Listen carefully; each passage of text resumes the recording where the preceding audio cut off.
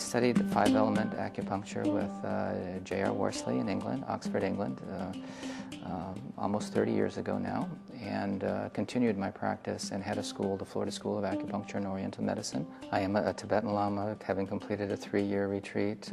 It's been a little over 2 years since I completed that retreat. So I also have a PhD in psychology, and my PhD dissertation was on the effects of meditation on counseling, having an open heart and being receptive to the patient. I think that is healing in and of itself. I teach Qigong and Tai Chi.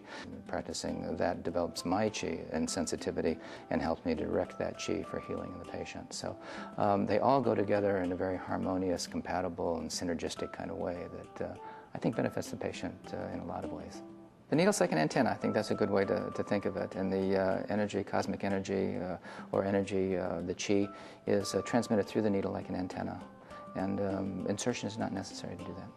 Sometimes we do bring it to the skin, and sometimes the patient can feel the needle barely against the skin, but basically it's a millimeter or so above the skin, and the Qi is channeled through the points, same points that we would use with the needling technique without the insertion.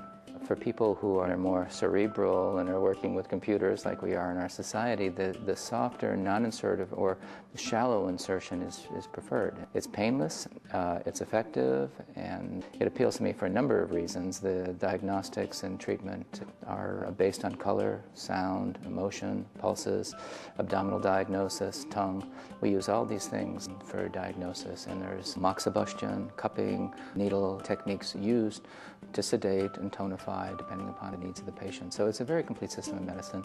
As you know, we're licensed as primary healthcare physicians, and we really treat all sorts of problems, and I treat all ages of patients. So I find it effective across the board for the variety of patients that I see.